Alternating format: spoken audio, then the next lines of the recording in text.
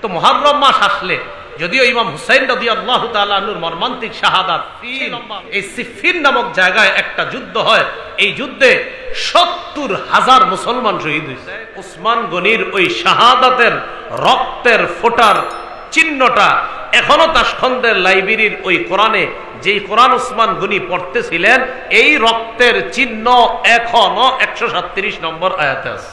আল্লাহ রাসূল বলেছিলেন, এই কূপটা কে কিনবে, কিনে দেওয়ার পর দান করে দিবে, তার জন্য আল্লাহ যেন জান্নাতে একটা নহর দান করে। ওসমান গনি ওই মুহূর্তে কিনা মুসলমানদের জন্য দান করে।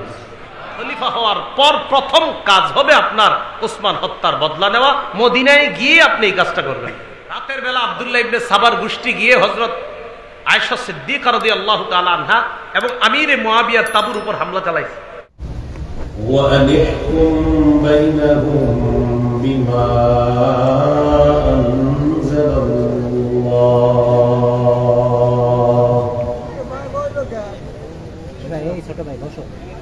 وقال رسول الله صلى الله عليه وسلم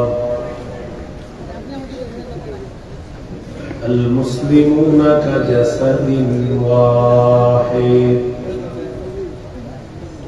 إلى آخر الحديث أو كما قال عليه الصلاة والسلام اللهم صل على محمد وعلى آل محمد كما صليت على إبراهيم وعلى آل إبراهيم إنك حميد مجيد اللهم بارك على محمد وعلى آل محمد كما باركت على إبراهيم وعلى آل إبراهيم إنك حميد مجيد اللهم إني أعوذ بك من شر لساني وشر سمعي وشر بصري وشر مني পুরাবাড়ি হাট জামে মসজিদের উদ্বোধন করবে দ্বিতীয় বার্ষিক ওয়াজ মাহফিলের সম্মানিত সভাপতি প্রফেসর মোহাম্মদ সিরাজুল ইসলাম, সভাপতি অত্র জামে মসজিদ ও সাবেক সাংগঠনিক সম্পাদক ১০ নং সায়দাবাদ ইউনিয়ন আওয়ামী লীগ।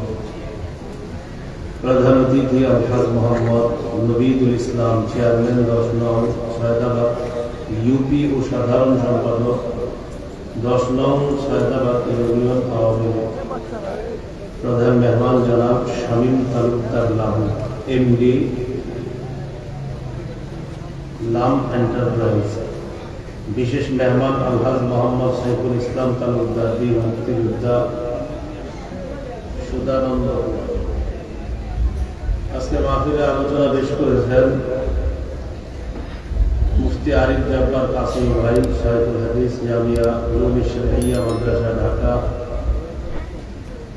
আলোচনা পেশ করেছেন হাফেজ মাওলানা আব্দুল মতিন যুক্তিবাদী, ইমাম খতিব চর জারিলা জামে মসজিদ।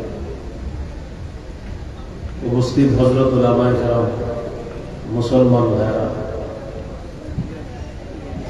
বিভিন্ন বাসা বাড়ি ঘর বাড়িতে অবস্থানরতা শ্রদ্ধা মা বোনেরা, আল্লাহ রব্বুল আলামিনের দরবারে শুকরিয়া আদায় করছি। আল্লাহ আমাদেরকে এই মাহফিলে উপস্থিত হওয়ার তৌফিক দান করেছেন বলে আলহামদুলিল্লাহ।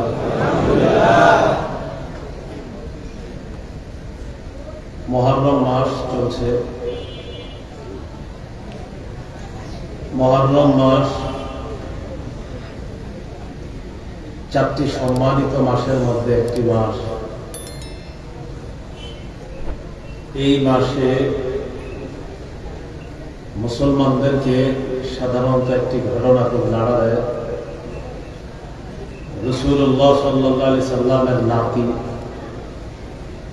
হুসাইন ইবনে আলী রাদিয়াল্লাহু তাআলা আনহুমা শহীদ হয়ে যাওয়া, মর্মান্তিকভাবে কারবালার প্রান্তরে তাকে শহীদ করে দেওয়ার ঘটনা সারা পৃথিবীর মুসলমানদেরকে নাড়া দেয়।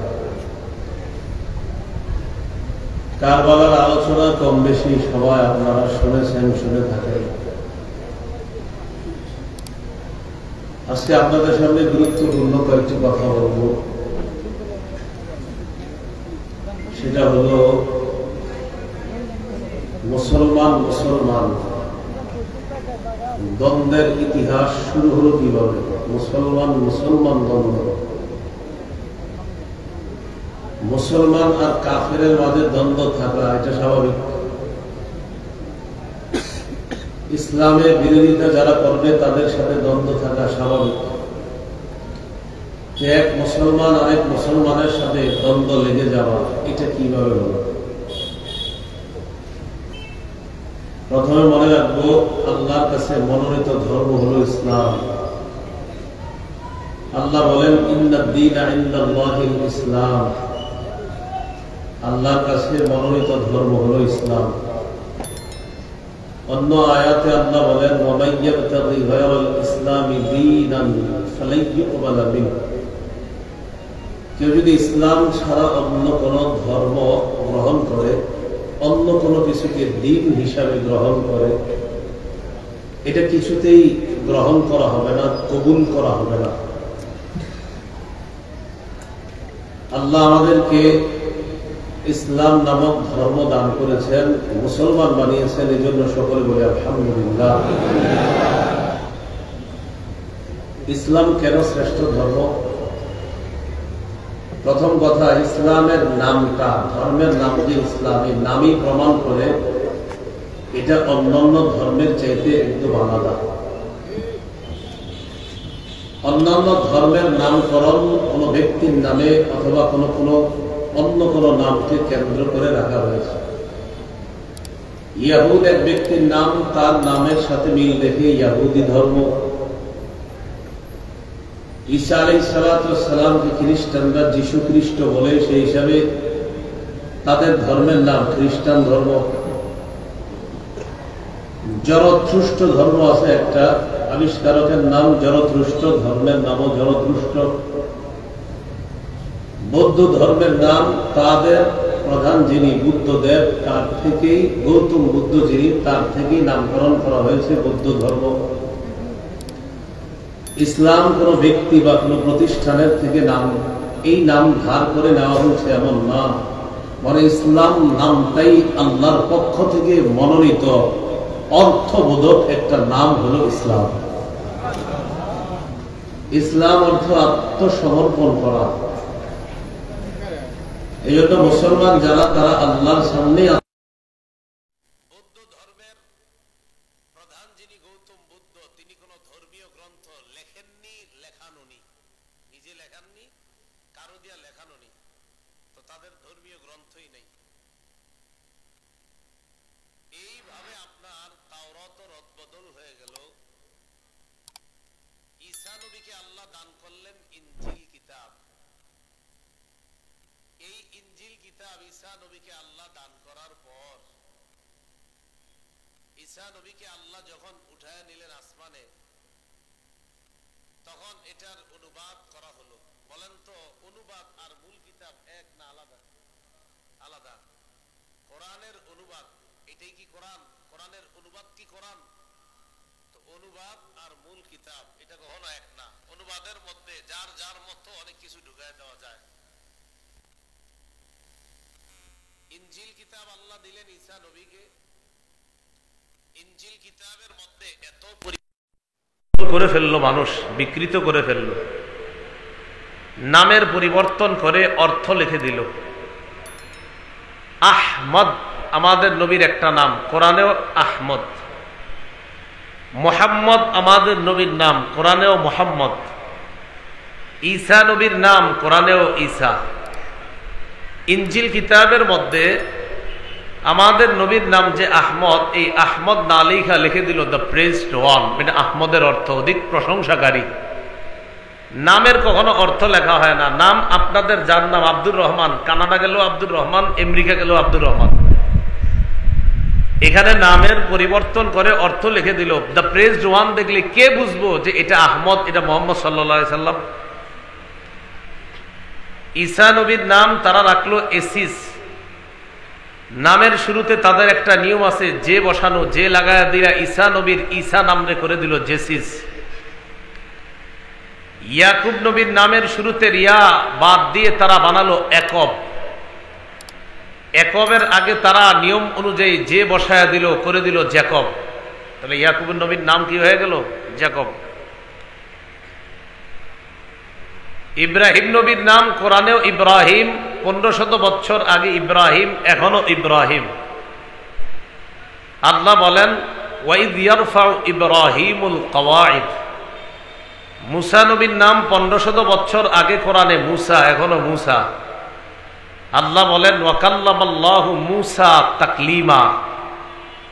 ঈসা নবীর নাম 1500 বছর আগে কোরআনে ঈসা, এখনো ঈসা। আল্লাহ বলেন ওয়াইদ ক্বালা ঈসা ইবনু মারইয়ামা। এইভাবে নাম মূল রাখা এটা হলো একটা নিয়ম, কিন্তু এটার অর্থ করা অথবা এদিক সেদিক পরিবর্তন করা, এটাই বোঝা যায় যে কোনো কিতাব পরিবর্তন করার জন্য এতটুকুই যথেষ্ট। ইউসুফ আলাইহিস সালাতু ওয়াস সালামের কত সুন্দর নাম, এই নামটাকে তারা ইউ বাদ দিয়ে এটাকে বানাইলো ওসেফ। ওসেফ বানানোর পর নিয়ম অনুযায়ী শুরুতে যে বসায়া দিয়ে বানায়া দিল জোসেফ। তাহলে ইয়াকুব নবীরে বানাইলো জ্যাকব, ঈসা নবীরে বানাইলো জেসিস, ইউসুফ নবীকে বানাইলো জোসেফ। শুধু তাই না, ইনজিলের বিভিন্ন কপি সারা পৃথিবীর মধ্যে যখন তারা তৈরি করলো, বড় এক পাদ্রী দেখলো আমাদের এতগুলা কপি, এক কপির সাথে আরেক কপির মিল নাই। 1500 বছর আগের কোরআন আর আজকের কোরআন কোনো পরিবর্তন পাবেন না। কোটি কোরআন, 1 লক্ষ কোরআন, সব একরকম। এটার মধ্যে এত পরিমাণ রদবদল করলো। প্রধান পাদ্রী চিন্তা করলো আমাদের এতগুলা কিতাব থাকা ঠিক না, অথচ আমরা কেউ কখনো চিন্তা করি না যে আমাদের এতগুলা কোরআন। কোরআন 1 কোটি হইলেও কোরআন এটা যেমন, ওই 1 কোটিটাও এমন। একটাও যদি দুনিয়া থেকে কোরআন, তো কোরআন এটা এমনই। সারা দুনিয়ার মানুষ যদি কোরআন জ্বালায় যায়, 10 জন হাফেজ দাঁড়াবে, 10 জনে পুরা কোরআন মুখস্থ শোনাবে, 10 জন একই রকম শোনাবে। প্রধান পাদ্রীর পরামর্শে ইনজিলের 70টা কপি তৈরি করা হলো। কয়টা? প্রধান পাদ্রী এই কপিগুলা দেখা 4টা কপি সিলেক্ট করলো। এই 4টার মধ্যে একটার নাম স্যার কিং ভার্সন। আচ্ছা, ভার্সন কাকে বলে বলেন তো আপনারা? ভার্সন মানে আগে যেটা ছিল এটার চাইতে আরেকটু উন্নত। যে মোবাইলের এখন নিউ ভার্সন আসছে আমরা বলি, তাহলে ভার্সন মানে আগে যা ছিল এর চেয়ে আরো উন্নত। 1500 বছর আগে কোরআন এটাই ছিল, এখনো এটা আছে, এটা কোনো ভার্সন না, কিয়ামত পর্যন্ত এটাই থাকবে। এইভাবে তারা কিতাবের পরিবর্তন করলো। তো ইনজিল কিতাবকেও পরিবর্তন করে দিল, কিন্তু কোরআন আমাদের নবীর জামানায় সিনায় ধারণ করলো সাহাবায়ে কেরাম, গাছের পাতায় লেখলো, হাড্ডিতে লেখলো। ওসমান গনি রাদিয়াল্লাহু তাআলা আনহুর জামানায় 4টা কোরআনের কপি তিনি করলেন, বড় বড়। এর মধ্যে উনি বিভিন্ন জায়গায় পাঠাইলেন। এখনো যদি আপনারা আমার সামনের এই কোরআনের সাথে ওসমান গনি রাদিয়াল্লাহু তাআলা আনহুর যুগের কোরআন মিলায়া দেখতে চান, দেখতে পারেন। এখনো কিভাবে? একটু টাকা খরচ হবে। ওসমান গনির যুগের 2টা কোরআনের কপি এখনো দুনিয়াতে আছে, একটা তাশখন্দের লাইব্রেরিতে আর একটা ইস্তাম্বুলের লাইব্রেরিতে। টাকা খরচ করে তাশখন্দে যাবেন, যাওয়ার পর লাইব্রেরিতে ঢুকবেন, ঢুকার পর কোরআন খুলবেন, খোলার পর সূরা বাকারার 137 নম্বর আয়াতে যাবেন। কত? সূরা বাকারার 137 নম্বর আয়াতে গিয়ে দেখবেন রক্তের একটু চিহ্ন দেখা যায়। এই রক্তের চিহ্নটা কিভাবে আসলো? 35 হিজরির 17 অথবা 18 জিলহজ শুক্রবার দিন বিদ্রোহীরা হযরত ওসমান গনিকে যখন শহীদ করে দেয়, ওসমান গনির ওই শাহাদাতের রক্তের ফোঁটার চিহ্নটা এখনো তাশখন্দের লাইব্রেরির ওই কোরআনে যেই কোরআন উসমান গনি পড়তেছিলেন এই রক্তের চিহ্ন এখনো 137 নম্বর আয়াতে আছে। তো যদি মিলাইতে চান যে হুজুর মিলাবো, তো এটা একটা নিয়ে যাবেন বাংলাদেশ থেকে, আর ওখানে গিয়া পরে পরে মিলাইবেন, দেখবেন কোনো পরিবর্তন পাবেন না। তাহলে ইসলাম ধর্ম, ইসলাম ধর্মের গ্রন্থ পেয়ে আমরা খুশি না বেজার? এই জন্য আল্লাহর কাছে মনোনীত ধর্ম হলো ইসলাম। এখন এই ইসলাম ধর্মের মুসলমানদের মধ্যে একতা ছিল, ভ্রাতৃত্ব খুব বেশি ছিল। এই একতাটা নষ্ট হলো কবে? খুব মন দিয়ে শুনবেন। এটা শোনার আগে আমরা শুনবো মুসলমানদের যে খলিফা হতেন, এই খলিফা নির্বাচন কিভাবে হতো। মনে রাখবেন, মুসলমানদের খলিফা নির্বাচনের মৌলিক 4টি পদ্ধতি পাওয়া যায়। কয়টি? বিসমিল্লাহ। 1 নাম্বার পদ্ধতি ইশারা। ইশারা বুঝেননি? মানে ইশারায় বলবে, যিনি দুনিয়াতে আছেন উনি ইশারায় বুঝাবে যে আমার পরে অমুকে খলিফা হবে। ডাইরেক্ট বলবে না, মানে ইশারায় বুঝাবে। রাসূলুল্লাহ সাল্লাল্লাহু আলাইহি সাল্লাম যতদিন দুনিয়াতে ছিলেন ডাইরেক্ট পরের খলিফার নাম বলে যান নাই, তবে ইশারায় বুঝিয়েছেন আমার পরে কে খলিফা হবে।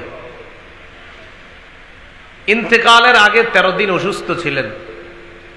অসুস্থ অবস্থায় সাহাবায়ে কেরাম মসজিদে নামাজের অপেক্ষায়। নবীজি বললেন, মুরু আবা বকরিন ফালইউসাল্লি বিন্নাস, তোমরা আবু বকরকে বলো আবু বকর যেন নামাজ পড়ায়।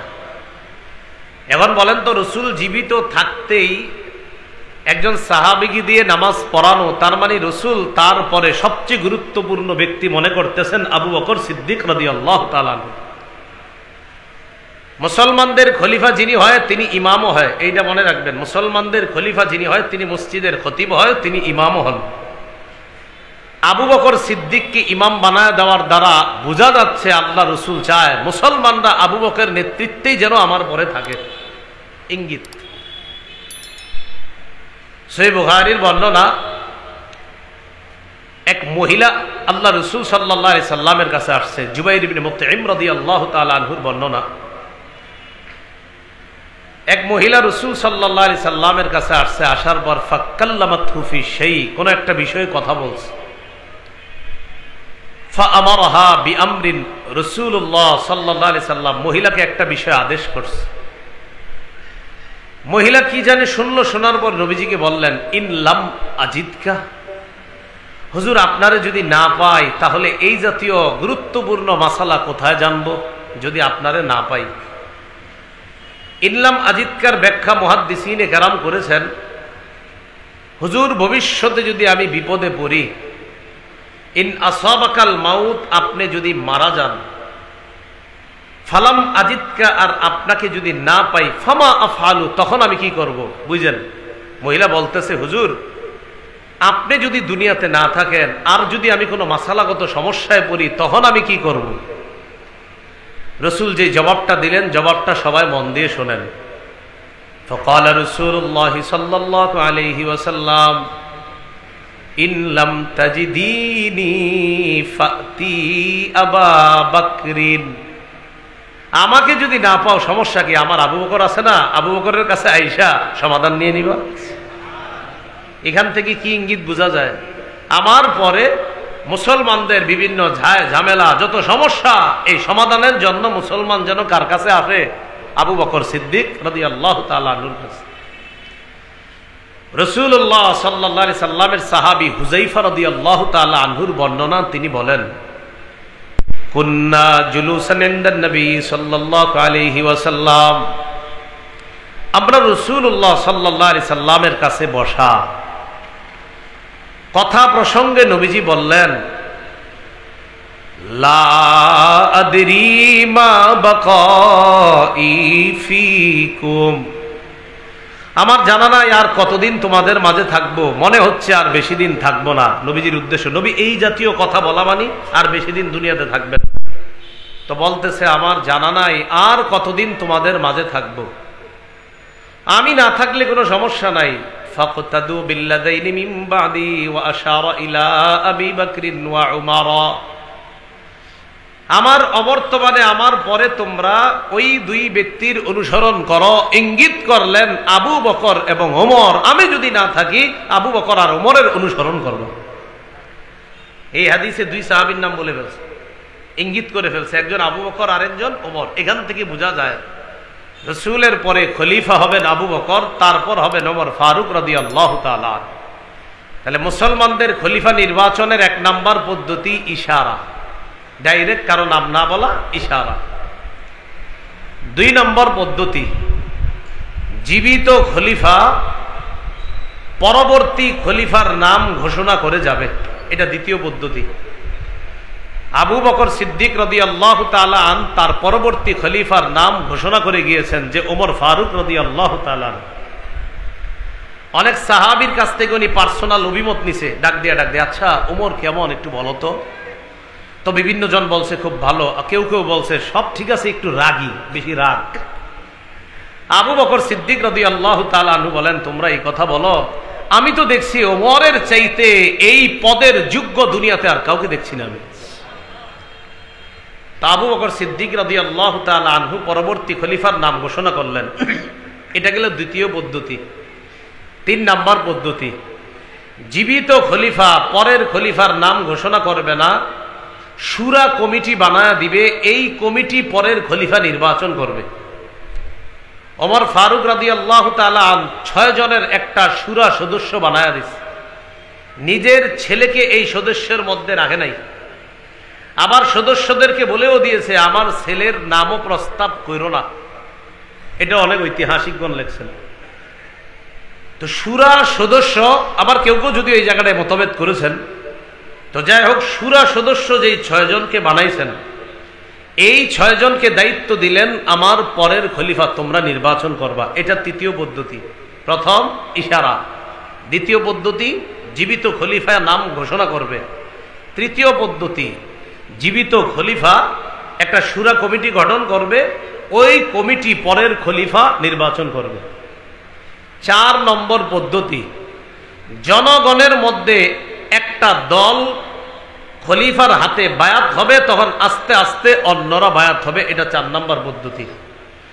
4 নম্বর পদ্ধতিটা ইশারাও না, পরের খলিফার নামও ঘোষণা করা হবে না, শুরা কমিটিও গঠন করা হবে না, জনগণের উপর দায়িত্ব পড়ে যাবে, তারা যার হাতে বায়াত হবে অন্যরা আস্তে আস্তে তার হাতে বায়াত হবে। এটা 4 নম্বর পদ্ধতি।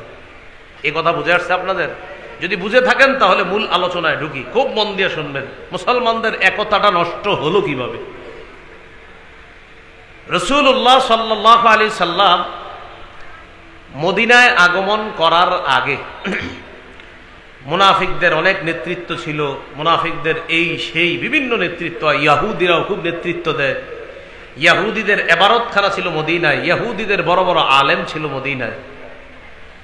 রাসূলুল্লাহ সাল্লাল্লাহু আলাইহি সাল্লাম মদিনায় আসলেন, ইয়াহুদিদের সাথে সন্ধি করলেন, আমাদের উপর যদি কোনো আক্রমণ আসে তোমরা আমাদের সহযোগিতায় এগিয়ে আসবে, তোমাদের উপর কোনো আক্রমণ আসলে আমরা তোমাদের সহযোগিতায় এগিয়ে যাব। দুই পক্ষের চুক্তি হলো, ইয়াহুদিদের সাথে এই চুক্তি হলো। ইয়াহুদিরা তলে তলে মক্কার কাফেরদের সাথে গোপন পরামর্শ করে আল্লাহর রাসূলকে হত্যার প্ল্যান করতে লাগলো। তাহলে চুক্তি রক্ষা করলো না ভঙ্গ করলো? একদিন রাসূলুল্লাহ সাল্লাল্লাহু আলাইহি সাল্লামকে দাওয়াত দিছে, হুজুর আপনার সাথে একটু কথা আছে, আমগো এলাকায় আসেন। নবীজি গেলেন ইয়াহুদিদের এলাকায়। যাওয়ার পর ইয়াহুদিদের এলাকায় নবীজি যখন গেলেন, নবীর সাথে সাহাবী ছিলেন কয়েকজন। ইয়াহুদিরা সাহাবীদেরকে দেখা বললেন, আপনার সাথে যারা আছে তাদেরকে সরায়া দেন। সাহাবাদের মধ্যে একটু সন্দেহ লাগলো, ঘটনাকে আমগরে সরায় দেয় কেন? তো নবীজি বললেন, থাক তোমরা যাও, একটু হাঁটাহাঁটি করো, ওইদিকে দেখি তারা মনে আমার সাথে কোনো পার্সোনাল কথা বলবে। নবীজিকে একটা দেয়ালের পাশে বসাইছে, একটা দেয়াল, এই দেয়ালের একদম পাশে বসাইছে। বসানোর পর এখানে বসে বসে কথা বলতেছে, হুজুর এই সেই হুদা আন্দাজি কথাবার্তা।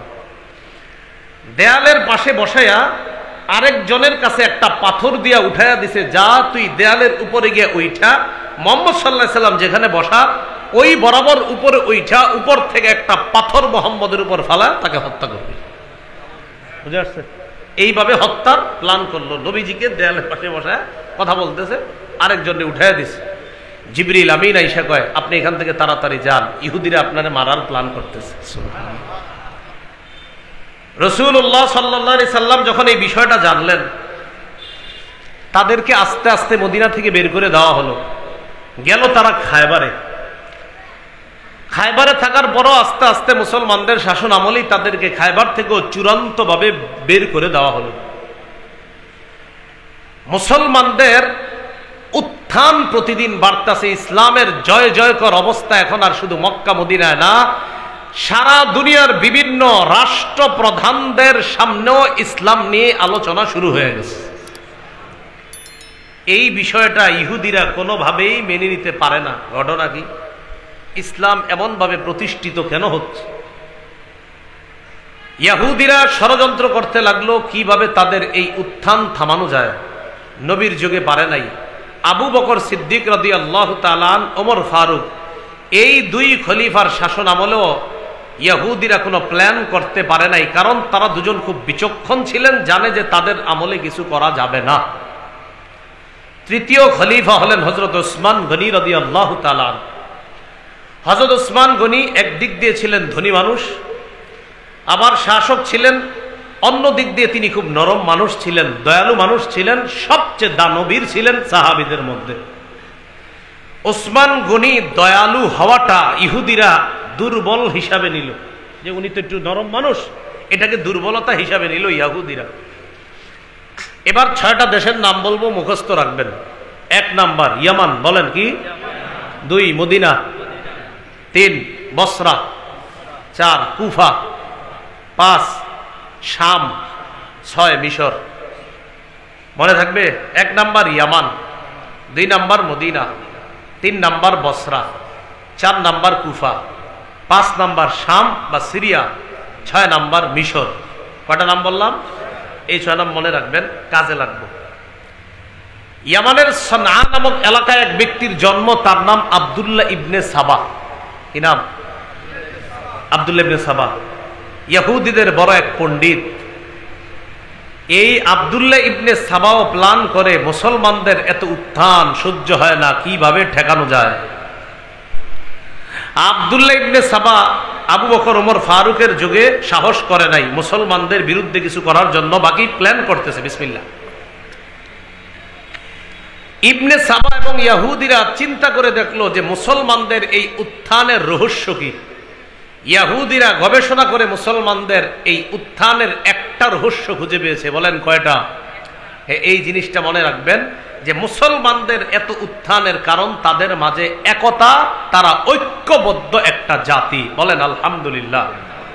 যদিও এখন না, এটা তখনের জন্য আলহামদুলিল্লাহ বললাম আমরা, কখনোর জন্য ওই তখন, মানে তাদের চিন্তার কারণে আলহামদুলিল্লাহ বললাম যে আমাদের মাঝে একতা ছিল। পয়েন্ট বের করে ফেললো ইহুদিরা মুসলমানদের মাঝে একতা, এটা হলো তাদের শক্তি, সবচেয়ে বড় শক্তি। তাহলে বলেন তো পয়েন্টে কি অস্ত্রকে মূল টার্গেট নিছে, যে মুসলমানরা অস্ত্রের বলে আগে গেছে? না, মূল পয়েন্ট কোথায়? যে না, মুসলমানদের মূল শক্তিটা তাদের একতা। এবার ইহুদিরা প্ল্যান করতেছে যে তাদের একতা নষ্ট করা যায় কিভাবে। তখন চিন্তা করে অস্ত্রের বলে, কয় না, অস্ত্রের বলে পারা যাবে না। 313 জনের সাথে 1000 পারে নাই, 60 জনের সাথে 60,000 পারে না, তাহলে এদেরকে অস্ত্রের বলে হারানো যাবে না, তাদের একতা নষ্ট করতে হবে বুদ্ধিভিত্তিক যুদ্ধের মাধ্যমে। তাহলে কিসের যুদ্ধ করবে এবার? বুদ্ধির যুদ্ধ। বলেন কিসের যুদ্ধ? বলেন তো আপনারা, মুসলমানদের উত্থানের কারণ কি পেল? এই একতা নষ্টের জন্য তারা কি যুদ্ধ করবে? বুদ্ধির যুদ্ধ। এবার বুদ্ধি করতেছে কি করা যায়। ওই ইয়ামানের সনআয় ইবনে সাবা নামে যে ব্যক্তির জন্ম, তার মাথায় বুদ্ধি একটা আসছে। কি? যে ওসমান গনি রাদিয়াল্লাহু তাআলা দয়ালু মানুষ, আমি মদিনায় যাই, যাওয়ার পরে সবার সামনে মুসলমান হমু। আসলে তো আমি মুসলমান না, আমি তো ভণ্ড, তো আমি সবার সামনে যাবো, যাই মুসলমান হমু, আর সবাই বুঝাবো আমি খুব বড় একজন বিশ্বাস আল্লাহর ওলি মানুষ। এইভাবে কাজ করতে হবে। ইয়ামান থেকে আসলো মদিনায়, মনে আসেনি 6টা এলাকার নাম? এই ইয়ামান থেকে আসলো মদিনায়। মদিনায় আসার পর হযরত উসমান গনির সামনে, সব মুসলমানদের সামনে মুসলমান হয়েছে। মুসলমান হওয়ার পর এই ব্যক্তি ইবাদত বন্দিগি করে, অনেক মানুষ তার ইবাদত দেখা অনুপ্রাণিত হয়। মাশাআল্লাহ, এত ইবাদত করতে পারে একটা মানুষ। একদিন ওসমান গনি রাদিয়াল্লাহু তাআলা আনহু বইলা বসলো, মদিনার কোন একটা দায়িত্ব আমারে দেওয়া যায় না? চিন্তা করেন, কে? ওই আব্দুল্লাহ ইবনে সাবা, যে আমাকে কি মদিনার কোনো দায়িত্ব দেওয়া যায় না? হযরত ওসমান গনি তার দিকে তাকায় বলল, তোমার মতলব আমার কাছে বেশি ভালো মনে হচ্ছে না। সুবহানাল্লাহ। সাহাবায়ে কেরাম রাসূলের সাথে ছিল তো, আল্লাহ তাদেরকে ওরকম বুদ্ধিও দান করছেন। তোমার কথাবার্তা আমার কেমন যেন সন্দেহ সন্দেহ মনে হচ্ছে। এই ব্যক্তি বুঝে ফেললো, সর্বনাশ, আমি তো ধরা খেয়ে যাব, তাহলে এই জায়গায় বেশি কথা টথা বলা যাবে না। কি করলো? আব্দুল্লাহ ইবনে সাবা কিছু তৈরি করলো, সহপাঠী কিছু পার্টি ভক্ত তৈরি করে প্রচার করতে লাগলো যে হযরত ওসমান গনির বিরুদ্ধে কিছু প্রচার করতে হবে। কি? এক নাম্বার, হযরত ওসমান গনির বিরুদ্ধে প্রচার করতে লাগলো যে হযরতে ওসমান তার আত্মীয় স্বজনদেরকে রাষ্ট্রীয় সম্পদ আত্মসাৎ করে তাদেরকে দান করে। আওয়াজ দিয়ে বলেন নাউজুবিল্লাহ। আপনারা ইতিহাস পড়লে জানবেন যে হযরত ওসমান গনি 2 হাত ভরে দান করতেন, এটা তার অভ্যাস ছিল। তো এটারে পয়েন্ট নিল যে ওসমান আসলে এই দান করে রাষ্ট্রীয় সম্পদ থেকে। এই গেল একটা কথা প্রচার করলো। 2, মুসলমানদের একটা দুর্বলতা আছে। কি? ফাতেমা রাদিয়াল্লাহু তাআলা আমাদের নবীজির কন্যা, এই ফাতেমা রাদিয়াল্লাহু তাআলা আনহার জামাই হযরত আলী রাদিয়াল্লাহু তাআলা, আহলে বাইত হিসাবে আমরা মহব্বত করি হযরত আলীকে খুব বেশি। মুসলমানদের এই দুর্বলতাটাকে আব্দুল্লাহ ইবনে সাবা কাজে লাগায়া মানুষকে বলতে লাগলো, আলী বেঁচে থাকতে হযরতে ওসমান শাসক হয় কিভাবে, খলিফা হয় কিভাবে? চিন্তা করছেননি কেমনে কয়? মুসলমানদের মধ্যে অনেকে তার এই কথাটা টুপ গিলা নিল, ঠিকই তো, আলীর মতো এমন এক ব্যক্তি থাকতে ওসমান কিভাবে খলিফা হয়, মানে কাজ হয়ে গেছে এই কথায়। এইগুলা আস্তে আস্তে মানুষের মাঝে প্রচার করা শুরু করছে। ওসমান গনি তার ব্যাপারে যখন এগুলা শুনছে, তাকে মদিনা থেকে বের করে দিল। এই লোক মদিনা থেকে বের হয়ে গেল বসরায়। কোথায়? বসরায়। বসরায় যাওয়ার পর সে তার প্রচারের মধ্যে এইগুলা প্রচার করতে লাগলো, হযরত ওসমান আত্মসাৎকারী, আবার নাউজুবিল্লাহ পড়েন, আর হযরত ওসমান খেলাফতের যোগ্য না, তিনি উমাইয়া বংশের। উমাইয়া বংশের মানুষ কেন খলিফা হবে? হাশিমি বংশের লোক থাকতে হযরত আলী হলেন হাশিমি বংশের মানুষ, আবার নবীজি সাল্লাল্লাহু আলাইহি সাল্লামের জামাতা, তিনি থাকতে একটা উমাইয়া বংশের লোক কিভাবে শাসক হয়? এই কথাটা, মানে এই কথাটা সবাই টুপ গিলে, ঠিকই তো, হাশিমি বংশ থাকতে উমাইয়া বংশের কিভাবে লোক শাসক হয়, খলিফা হয়? বসরার গভর্নর যখন জানতে পারছে এই লোক এই অবস্থা, বসরার গভর্নর তাকে বসরা থেকে বের করে দিল। বসরা থেকে এই লোক গেল কুফায়। কোথায়? কুফা। কুফায় যাওয়ার পর সেখানে গিয়ে থেকে আগে থেকেই কিছু লোক হযরত ওসমানের বিরোধিতা করে, আগে থেকেই। তাহলে তার এই জায়গায় একটু সহজ হয়ে গেল। তাদের মাঝে প্রচার প্রসার যখন চালাইতে লাগলো, কুফার গভর্নরও তার ব্যাপারটা জানতে পেরে সেখান থেকে তারে বের করে দিল, গেল শামে। শামের গভর্নর যিনি ছিলেন তখন আমিরে মুআবিয়া রাদিয়াল্লাহু তাআলা। মনে রাখবেন, পৃথিবীতে যত বুদ্ধিমান তীক্ষ্ণ দৃষ্টির অধিকারী শাসক ছিলেন, তাদের মধ্যে আমিরে মুআবিয়া অন্যতম একজন শাসক, যাকে আল্লাহ প্রচুর তীক্ষ্ণ বুদ্ধির অধিকারী বানিয়েছেন। এই লোক শাম দেশে যাওয়ার পর, শাম দেশে যখন গেল, শামে যাওয়ার পর এই লোক চিন্তা করলো, আমিরে মুআবিয়া তো খুব সতর্ক শাসক, তার আমলে তার রাজ্যে তেমন কিছু করা যাবে না, অপেক্ষা আছে কখন কারে বলা যায়। ঘটনাচক্রে একদিন কি করছে, নবীর এক সাহাবীর সাথে তার কথা, তার নাম আবু দারদা রাদিয়াল্লাহু তাআলা। কি নাম? আবু দারদা রাদিয়াল্লাহু তাআলা। এই আবু দারদা রাদিয়াল্লাহু তাআলা আনহুর সাথে যখন দেখা, আব্দুল্লাহ ইবনে সাবা কয়, আপনার সাথে একটু কথা ছিল গুরুত্বপূর্ণ। কি কথা বলো? আর উনি কিন্তু খুব ভালো মানুষ, আল্লাহওয়ালি মানুষ, খুব দাড়ি, মুসলমান, মাশাআল্লাহ। বলতেছি কি কথা? আচ্ছা, হযরতে ওসমান যিনি খলিফা। কয় হ্যাঁ খলিফা। কয় তিনি তো উমাইয়া বংশের মানুষ। হ্যাঁ উমাইয়া বংশের মানুষ। তো হাশিমি বংশের লোক হযরত আলী রাদিয়াল্লাহু তাআলা থাকতে ওসমান কিভাবে শাসক হয়? আর হযরত ওসমান তো মাল আত্মসাৎ করে, নাউজুবিল্লাহ, এগুলা তো ঠিক না, এগুলা কেমন কথা? আবু দারদা রাদিয়াল্লাহু তাআলা তার কথা শুনে বলল, তোমার কথায় ইহুদিদের গন্ধ পাওয়া যায়। কি বললো? তোমার কথা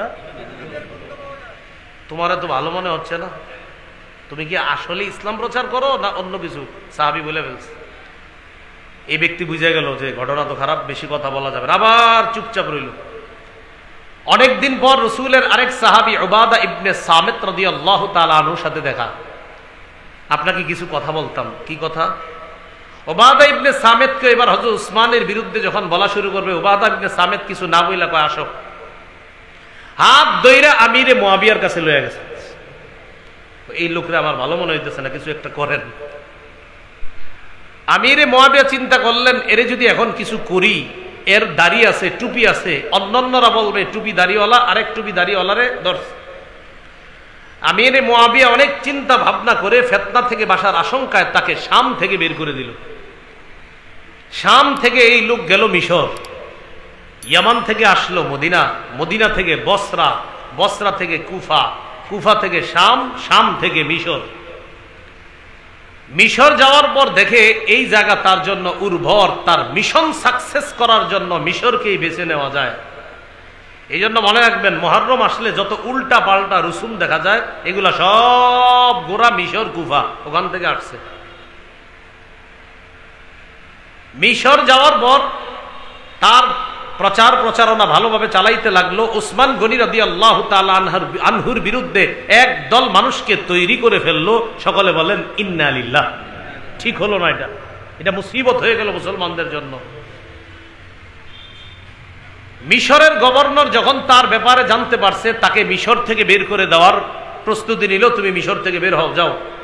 কিন্তু এই লোক মিশর থেকে বের হওয়ার আগে অলরেডি একটা জনগণ তার পক্ষে নিয়ে নিছে, বিশাল এক জামাত নিয়ে মিশর থেকে বের হলো। বসরায় তার কিছু অনুসারী তৈরি করছে, কুফায়ও কিছু অনুসারী তৈরি করছে।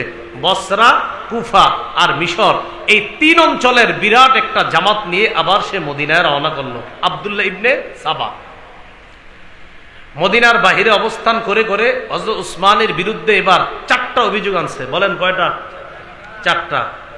1 নাম্বার, হযরতে ওসমান আত্মসাৎকারী, বলেন নাউজুবিল্লাহ। 2 নাম্বার, হযরত ওসমান কম বয়সী সাহাবীদেরকে বিভিন্ন পদে গভর্নর হিসাবে নিযুক্ত করছে, এটা ঠিক করে নাই, এটা তিনি অদূরদর্শিতার পরিচয় দিয়েছে, বলেন নাউজুবিল্লাহ। 3 নাম্বার, হযরতে ওসমান আব্দুল্লাহ ইবনে সাদ, যিনি আফ্রিকার বিজয় অর্জন করেছেন, আফ্রিকার বিজেতা, এই আব্দুল্লাহ ইবনে সাদকে হযরতে ওসমান খুশি হয়ে অনেক পুরস্কার দিয়েছিলেন। তো ইবনে সাবা বলল, এতগুলা পুরস্কার একজন লোকরে দেওয়া ঠিক হয় নাই। তো অন্যান্যরা কয়, ঠিকই তো, এই কাজ কেন করলো, যেটা মানুষের স্বাভাবিক স্বভাব। 4 নাম্বার অভিযোগ, মারওয়ান ইবনুল হাকাম, যাকে হযরত ওসমান মক্কায় প্রবেশ করার অনুমতি দিয়েছে, এই 4টা অভিযোগ মানুষের কাছে করতে লাগলো। আর তার দল তার প্রচার প্রসার বাড়াইতে লাগলো। হযরত ওসমান গনির সাথে দেখা করার আগে আব্দুল্লাহ ইবনে সাবা মদিনার বড় বড় 3 জন সাহাবীর সাথে দেখা করলো। একজনের নাম হযরত আলী, আরেকজনের নাম তলহা, আরেকজনের নাম জুবায়ের রাদিয়াল্লাহু তাআলা আনহুম। এই 3 জনের সাথে দেখা করলো। হযরত আলীকে গিয়ে বলতেছে, আপনি থাকতে এরকম হযরত ওসমানকে আমরা কেমনে খলিফা মানি? হযরত আলী, তোমার মতলব কি? হযরত আলী কিচ্ছু জানতেন না এই বিষয়গুলো। তোমার মতলবটা কি সেটা বলো। জি মানি। তোমার মতলব তো বেশি ভালো মনে হচ্ছে না, আমি যোগ্য না অযোগ্য এটা তোমার বলার জন্য কি বলছে? হযরত আলীর কাছে কথা বইলা তেমন চান্স পায় নাই।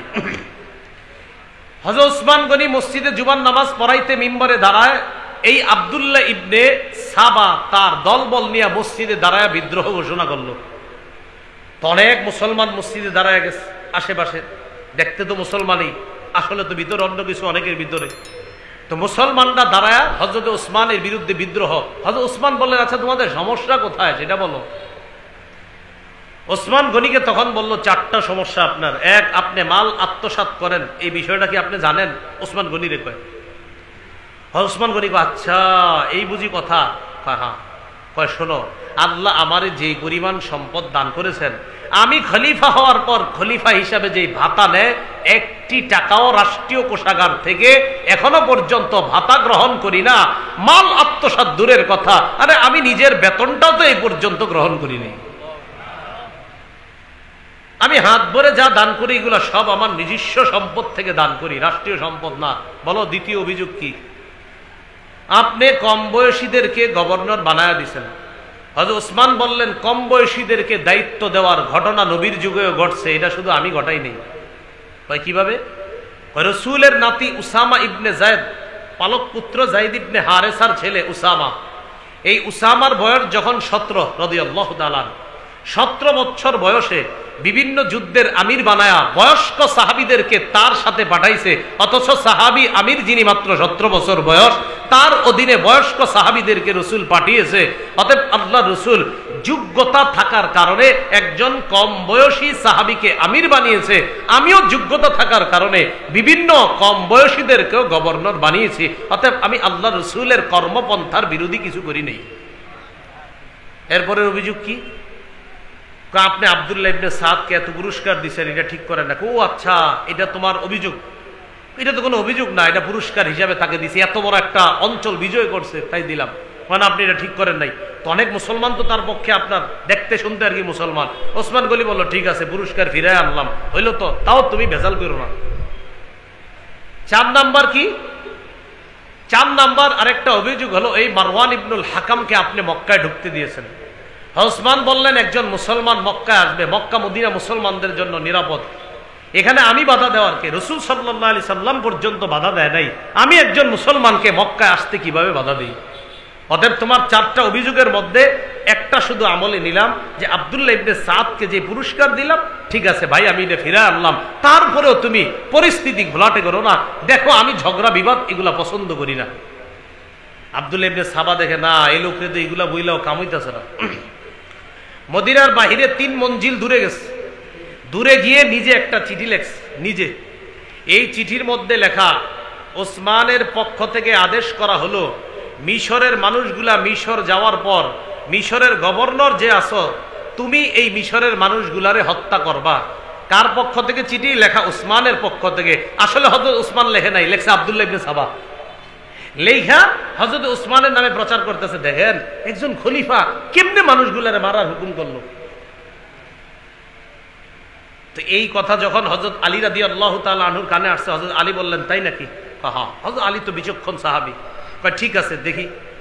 হযরত আলী কি করলেন? আব্দুল্লাহ ইবনে সাবার সাথে কিন্তু 3 এলাকার মানুষ, মিশর, বসরা, কুফা। হযরত আলী বসরা আর কুফার জনগণকে প্রশ্ন করলো, আচ্ছা এই চিঠির ব্যাপারে তোমরা কি কিছু জানো? বসরা আর কুফার জনগণ কয়, হ্যাঁ হযরত উসমান মিশরের মানুষগুলারে হত্যা করতে বলছে, আমরাও জানি। হযরত আলী কয়, আমি তো এখনো বলি নাই চিঠিতে কি, তোমরা কেমনে জানলা? এই চিঠিতে কি আছে জানো? তো বসরা আর কুফার জনগণ যারা ইবনে সাবার ভক্তরা কয়, হ্যাঁ হযরত উসমান বলছে মিশরের মানুষগুলারে হত্যা করতে। হযরত আলী কয়, আমি কখন বললাম এখানে কি লেখা? তোমরা জানলা কেমনে এটা? তার মানে তোমাদের 3 গ্রুপের প্ল্যান এটা, যে উসমানের নামে এরকম একটা চিঠি প্রচার করবা। আব্দুল্লাহ ইবনে সাবা দেখে, না তেমন কোনো সফলতা আসতেছে না। এবার আব্দুল্লাহ ইবনে সাবা বিশাল বড় এক বাহিনী নিয়ে মদিনায় বিদ্রোহ করলো। কবে? জিলহজ মাসে। কোন মাসে? জিলহজ মাসের আগে থেকেই তো। জিলহজ মাসে মুসলমানরা কোথায় যায়? হজে যায়। মদিনার বড় বড় সাহাবী, গুরুত্বপূর্ণ যারা ব্যক্তি বর্গ, তারা হজে চলে গেলেন। এমনকি আমাদের নবীজির বিবি, আমাদের আম্মাজান আয়েশা সিদ্দিকা রাদিয়াল্লাহু তাআলা আনহা, তিনিও হজে চলে গেলেন। সাহাবীদের মধ্যে উল্লেখযোগ্য করার মতো 3 জন তখন মদিনায়, হযরত আলী, তলহা, জুবায়ের রাদিয়াল্লাহু তাআলা আনহু। হযরত আলীকে আব্দুল্লাহ ইবনে সাবা বারবার চাপ দেয়, আপনি খলিফা হন। আব্দুল্লাহ ইবনে সাবার সাথে প্রায় 5000-এর মতো সংখ্যা হয়ে গেছে এখন তার অনুসারী। হযরত আলী চিন্তা করলেন, ঘটনা তো বেশি ভালো না। ইতিমধ্যে হযরত উসমান যেই ঘরে থাকে, ওই ঘরটা ইবনে সাবার অনুসারীরা ঘেরাও করে ফেললো। উসমানকে বাহিরে আসতে দেয় না, ঘরের ভিতরে পানি খাবার কোনোটাই পুষতে দেয় না। হযরত আলী চিন্তা করলেন, এখন তো এরা আমাকে জোর করবে কোনো বিষয়ে। আলী যুবক সাহাবীদেরকে হযরত উসমানের ঘর পাহারা দেওয়ার জন্য হযরত আলী তাদেরকে নিযুক্ত করে উনি মদিনা থেকে বাহিরে অনেক দূরে চলে গেলেন। যুবক সাহাবী যাদেরকে ঘর পাহারা দিতে বললেন, তাদের মধ্যে হাসান হুসাইনকেও পাঠাইলেন রাদিয়াল্লাহু তাআলা আনহুমা। হযরত উসমান গনির ওই বাসাটা ঐতিহাসিক গ্রন্থের একদল লেখছে 40 দিন, আরেক দল লেখছে 22 দিন তারা ঘেরাও করে রাখলো, পানি দেয় না, খাবার দেয় না। অথচ হযরত উসমান গনি মদিনাবাসীর জন্য এত বড় কূপের ব্যবস্থা করে দিয়েছিল। আল্লাহ রাসূল বলেছিলেন এই কূপটা কে কিনবে, কিনে দেওয়ার পর দান করে দিবে, তার জন্য আল্লাহ যেন জান্নাতে একটা নহর দান করে। ওসমান গনি ওই মুহূর্তে কিনা মুসলমানদের জন্য দান করে। কিন্তু এই কূপের পানিও তার কাছে আসে না। হযরত ওসমান গনি রাদিয়াল্লাহু তাআলা ঘরের মধ্যে আছে। 22 দিন চলে গেল এইভাবে। 22 দিন পর বিদ্রোহীরা দেখলো প্রধান গেটের মধ্যে যুবক সাহাবীরা পাহারাদারি করে। এরা কি করলো, পিছনের দেয়াল দিয়ে টপকায়া উপরে উঠা উপরের অংশ ছিদ্র করে ওই দিক দিয়ে ঘরে প্রবেশ করলো। যখন তারা ভিতরে প্রবেশ করলো, প্রবেশ করার পর হযরত ওসমান গনি তখন কোরআনের সূরা বাকারা তেলাওয়াত করতেছিলেন ঘরে বসে। ওই যে সূরা বাকারা কোন কোরআন খুইলা পড়তেছিল, যে কোরআনের কথা আপনাদেরকে বলছিলাম, তাশখন্দের লাইব্রেরিতে এখনো ওই কোরআন আছে। এই কোরআনটা হযরত ওসমান গনি পড়তেছেন। সূরা বাকারার 137 নম্বর আয়াত যখন তেলাওয়াত করতেছিলেন, ফাসায়াকফিকাহুমুল্লাহ ওয়া হুয়াস সামিউল আলিম, এই আয়াত তেলাওয়াত করার সময় হযরতে ওসমানকে যখন শহীদ করা হয়, হযরতে ওসমান গনির শাহাদাতের রক্ত, শহীদ হওয়ার রক্তের ছিটা গিয়ে সূরা বাকারার 137 নম্বর আয়াতের উপর পড়ছে। হযরত ওসমান গনি শহীদ হয়ে গেলেন। কবে শহীদ হলেন? 35 হিজরির 17 বা 18 জিলহজ, বারটা ছিল শুক্রবার। কি বার ছিল? এজন্য এই বারটা মনে রাখবেন। কত হিজরি? 35। 17 বা 18 জিলহজ শুক্রবার দিন মুসলমানদের একতা নষ্ট হয়ে গেল। এর আগ পর্যন্ত মুসলমান একতাবদ্ধ একটা জাতি ছিল, কারণ হযরতে ওসমান গনি এখন যাদের হাতে শহীদ হলেন তার দলে অনেক সরল মুসলমানরা আছে যারা না বুঝে তার দলে সাপোর্ট করতেছে। ওসমান গনি রাদিয়াল্লাহু তাআলা আনহু শহীদ হয়ে যাওয়ার পর মুসলমানদের মাঝে তখন চিন্তা ফিকির শুরু হলো, পরবর্তী খলিফা কে হবে। মুহূর্তের মধ্যে কথাটা চারদিকে ছড়িয়ে পড়ছে। ছড়িয়ে পড়ার পর দেখেন ক্ষতিটা কি হলো মুসলমানদের। সাবাই গোষ্ঠী আব্দুল্লাহ ইবনে সাবা চিন্তা করলো, এই মুহূর্তে যদি আমগো পছন্দ মতো কোনো খলিফা না বানাই, তাহলে পরবর্তী খলিফা যে হবে, খলিফা হওয়ার পরেই আমগরে সাইজ করব। তারা কি করলো? তারা চিন্তা করলো যে হযরত আলী হলেন ঝগড়া অপছন্দকারী একজন সাহাবী, উনি ঝগড়া পছন্দ করতেন না, হযরত আলী রাদিয়াল্লাহু তাআলা। আব্দুল্লাহ ইবনে সাবা চিন্তা করলো, হযরত আলীরে যদি জোর করে এই মুহূর্তে ক্ষমতায় বসাই আমরা, আর হযরত আলী হলেন এমন ব্যক্তি যিনি বসেই বিচার করবে এমন না, তিনি বসবেন, বসার পর চিন্তা করবেন, এরপর আস্তে আস্তে বিচার করা, এরকম মানসিকতা হযরত আলীর। কিন্তু বুঝিনি তো হযরত ওসমানের শহীদিরা কে মেনে নিতে পারে। সাহাবীদের মধ্যে একদল বলে ফেললেন, না, হযরত ওসমান হত্যার বিচার হবে, এরপর খেলাফত ব্যবস্থা কার হাতে যাবে না যাবে পরের চিন্তা। এই সাহাবাদের মধ্যে এক দলের মানসিকতা এই। তাহলে সাহাবীদের গ্রুপ দুইটা হয়ে গেল। এক দল বলতেছে হযরত আলী খলিফা হোক, এটা মেনে নিবে, এটার সংখ্যা কম প্রথমে। আরেক দল সাহাবী তারা বলতেছে না, আগে হযরত ওসমান হত্যার বিচার হবে, তারপর খেলাফত, হযরত আলী খলিফা হবে, আমরা তার হাতে বায়াত হব, বাকি বিচার হবে আগে। দেখছেন গ্রুপ অলরেডি দুইটা হয়ে গেছে। আম্মাজান হজ কইরা মক্কা থেকে মদিনায় আসতেছে, আয়েশা সিদ্দিকা রাদিয়াল্লাহু তাআলা পথিমধ্যে সংবাদ পাইছে আম্মাজান হযরত ওসমানকে শহীদ করা হয়েছে। আম্মাজান বললেন, মানে কি? হ্যাঁ, এই ঘটনা। আম্মাজান রাস্তার মাঝখান থেকে আবার ফিরে মক্কায় চলে গেছে। মক্কায় যাওয়ার পর আম্মাজান সকলকে একত্রিত করে বললেন, ওসমান হত্যার বদলা কিভাবে নেওয়া যায় এই প্ল্যান আগে করব, তারপর মদিনায় যাব। হযরত তলহা এবং জুবায়ের আম্মাজানের সাথে দেখা করলেন মক্কায় গিয়ে, তারাও এক হলেন।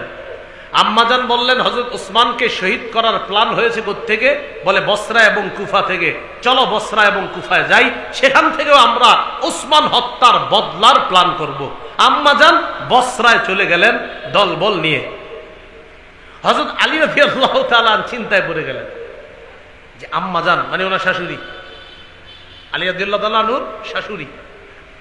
হযরত আলী চিন্তা করলেন, ইন্না লিল্লাহ, এখন কি হবে? আম্মাজান যদি ওখানে যায়, আর যদি আম্মাজানকে অনেকে বুঝায় আমার বিরুদ্ধে, তাহলে তো মুসলমানদের মধ্যে বড় দুইটা গ্রুপ হয়ে যাবে। হযরত আলীও রওনা করলেন বসরায়। বসরায় যাওয়ার পর ওই দিক দেয়া শামের গভর্নর আমিরে মুআবিয়া উনিও রওনা করলেন আম্মাজান আয়েশা সিদ্দিকা রাদিয়াল্লাহু তাআলা আনহার সাথে দেখা করার জন্য। আম্মাজান আয়েশা আর আমিরে মুআবিয়া এক হয়ে গেল যে হযরত উসমান হত্যার বিচার হবে, এরপর হযরত আলী খলিফা হবে, তারপর আমরা তার হাতে বায়াত হব, কোনো সমস্যা নেই। হযরত আলী গেলেন, আমিরে মুআবিয়া, আম্মাজান আয়েশা। হযরত আলী চিন্তা করলেন কোনো রক্তক্ষয়ী যুদ্ধ যেন না হয়, এর আগে আমরা আপোষের মধ্যে মীমাংসা করে নিই। মিটিং বসলো, হযরত আলী রাদিয়াল্লাহু তাআলা আনহুর গ্রুপ আর আম্মাজান আয়েশা সিদ্দিকা আর আমিরে মুআবিয়া তাদের গ্রুপের মধ্যে মিটিং হলো। মিটিংয়ে ফয়সালা হয়ে গেল, ঠিক আছে আমাদের মধ্যে কোনো যুদ্ধ হবে না। হযরত আলী রাদিয়াল্লাহু তাআলা আনহুকে আম্মাজান আয়েশা সিদ্দিকা প্রস্তাব দিলেন। হযরত আলীকে বললেন আপনিই খলিফা হবেন, আপনাকে আমরা খলিফা মানব, তবে খলিফা হওয়ার পর প্রথম কাজ হবে আপনার উসমান হত্যার বদলা নেওয়া, মদিনায় গিয়ে আপনি এই কাজটা করবেন। হযরত আলী রাজি হয়ে গেলেন, বলেন আলহামদুলিল্লাহ। তাহলে আর কোনো ঝগড়া আছে? হযরত আলী মদিনায় যাবে, বিচার করবে, বাস সবাই বায়াত হয়ে যাবে। রাত্রে 3 তাঁবুর মধ্যে সবাই আনন্দ চিত্তে ঘুমাইতেছে, উল্লাস করতেছে, আলহামদুলিল্লাহ আমাদের মাঝে কোনো লড়াই হবে না, যুদ্ধ হবে না, আমরা আবার এক হয়ে যাব। লড়াই উল্লাস চলার পর মুসলমানদের যুদ্ধ হবে না, এবার সবাই নাক টেনে ঘুমায়, রাতের বেলা নিশ্চিন্তে ঘুমাইতেছে সাহাবায়ে কেরাম। ওই যে আপনার মুসলমানদের শত্রু তৃতীয় পক্ষ আব্দুল্লাহ ইবনে সাবার গোষ্ঠী চিন্তা করলো সর্বনাশ, বিচার হওয়া মানে আমরা শেষ হওয়া। রাতের মধ্যেই কিছু একটা ঘটাইতে হবে। কি? আব্দুল্লাহ ইবনে সাবা পরামর্শ দিল, এক কাজ করো, তোমরা আজকে রাতে গিয়ে আম্মাজান আয়েশা সিদ্দিকা যে তাঁবুতে আছে ওই তাঁবুতে হামলা করো। আচ্ছা বলেন তো, আম্মাজানের তাঁবুতে হামলা হলে সন্দেহটা কার উপর যাবে? আলী রাদিয়াল্লাহু তাআলা আনহু। রাতের বেলা আব্দুল্লাহ ইবনে সাবার গোষ্ঠী গিয়ে হযরত আয়েশা সিদ্দিকা রাদিয়াল্লাহু তাআলা আনহা এবং আমিরে মুআবিয়ার তাঁবুর উপর হামলা চালাইছে। আম্মা জানের তাঁবুতে হামলা চালানোর পর রাতের বেলা চিল্লাচিল্লির ঘোষণা হয়ে গেল, হে আলীর দল হামলা চালাইছে। আসলে আব্দুল্লাহ ইবনে সাবার মধ্য থেকেই, ওই গ্রুপের মধ্য থেকে এই চিল্লানি রাতের অন্ধকারে।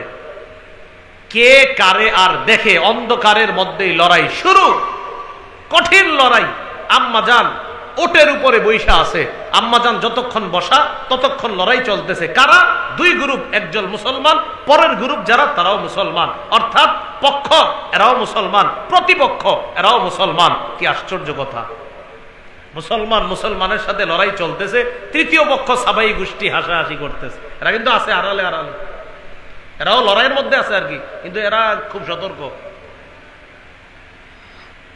আম্মাজান আয়েশা সিদ্দিকা যখন ওটের উপরে বুদ্ধি করে, আম্মাজান আয়েশা যে ওটের পা, এই পায়ের মধ্যে একটা তীর মারছে। ওট যখন বসে গেছে, আম্মাজান বসে গেছে, যুদ্ধ বন্ধ হয়ে গেছে। ওটকে আরবিতে বলা হয় জামাল, এই জন্য এই যুদ্ধের নাম জঙ্গে জামাল। কি নাম? জঙ্গে জামাল, মানে ওটের যুদ্ধ। যুদ্ধ বন্ধ হয়ে গেল।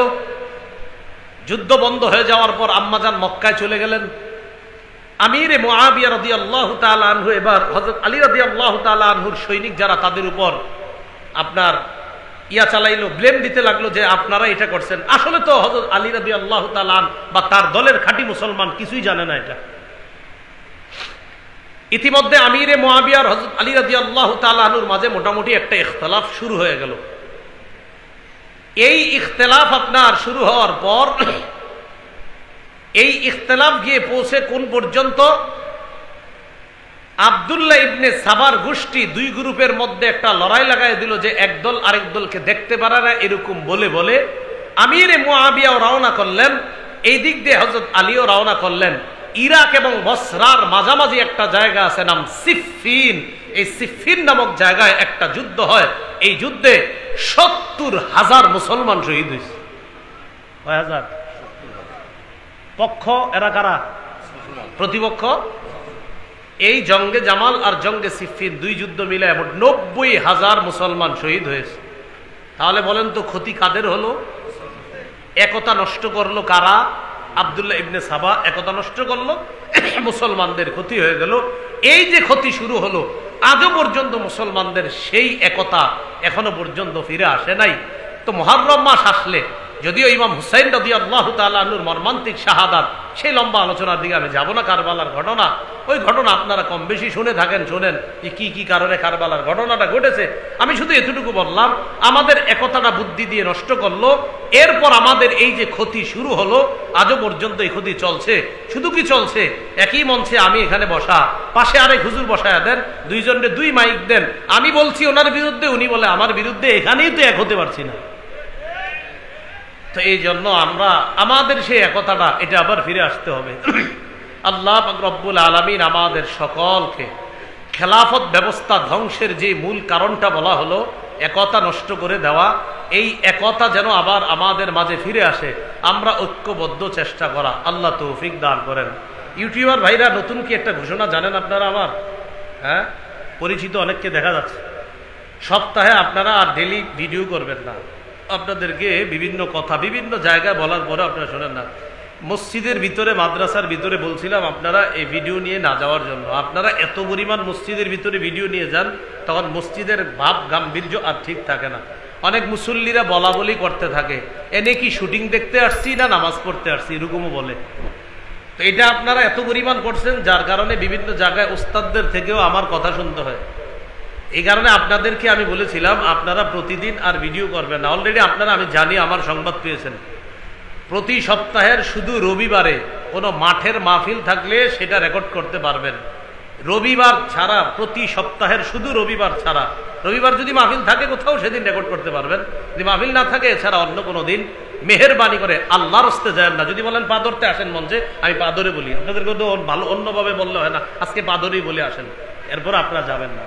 প্রতি রবিবার ছাড়া অন্য কোনো দিন আপনারা ভিডিও টিডিও করতে যায় না।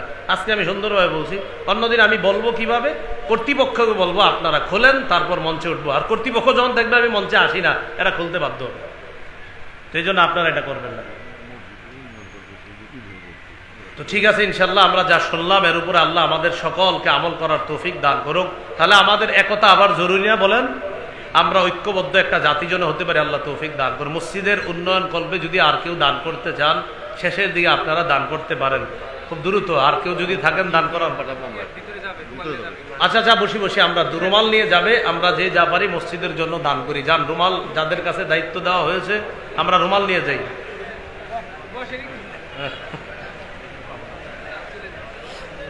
থাকে না, শেষ। আমার পরে আরেকজন থাকলে থাকতো। اللهم صل على محمد وعلى ال محمد. الحمد لله رب العالمين والعاقبة للمتقين، الصلاة والسلام على سيد الأنبياء والمرسلين وعلى آله وأصحابه أجمعين. ربنا ظلمنا أنفسنا وإن لم تغفر لنا وترحمنا لنكونن من الخاسرين. رب ارحمهما كما ربياني صغيرا. كما ربياني صغيرا. আল্লাহ আমাদেরকে আপনি মাফ করে দেন, আল্লাহ আমাদেরকে আপনি মাফ করে দেন, আল্লাহ আমাদেরকে আবার ঐক্যবদ্ধ হওয়ার তৌফিক দান করেন, আল্লাহ আমাদেরকে আবার ঐক্যবদ্ধ হওয়ার তৌফিক দান করেন, আল্লাহ আবার আমাদেরকে ঐক্যবদ্ধ হওয়ার তৌফিক দান করেন। মুসলমানদের একতা যারা নষ্ট করেছে মাওলা, আল্লাহ ওই জাতীয় মুনাফিকদের থেকে আমাদেরকে হেফাজত করেন। মাওলায়ে কারীম মেহেরবানি করে জীবনের সমস্ত গুনাহগুলো মাফ করে দেন। আমাদের মধ্যে যারা অসুস্থ বানায় দেন আল্লাহ, আমি নিজেও অসুস্থতার মধ্যে আছি, আল্লাহ তুমি পূর্ণভাবে সুস্থতা নসিব ফরমান। মাওলায়ে কারীম মেহেরবানি করে এই মসজিদ উন্নয়নের জন্য যা যা প্রয়োজন খুব দ্রুত আপনি ব্যবস্থা করে দেন। আল্লাহ মেহেরবানি করে আমাদের দোয়া আপনি কবুল করেন। আজকে মাহফিল আয়োজন করতে গিয়ে অর্থ শ্রম মেধা দিয়ে যারা সহযোগিতা করেছেন মাওলা, তাদের অর্থ শ্রমকে আপনি কবুল করে দেন।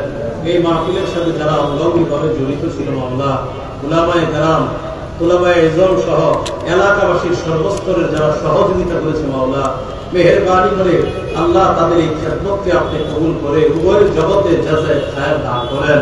উলামায়ে হযরত মঞ্চে আছে মাওলা, গুরুত্বপূর্ণ ব্যক্তিবর্গ বিশিষ্ট জনেরা মঞ্চে আছে মাওলা, আমার সামনে সাধারণ সর্বসাধারণ সর্বশ্রেণীর মুসলমানরা আছে মাওলা, পর্দার আড়ালের মা বোনরা আছে মাওলা।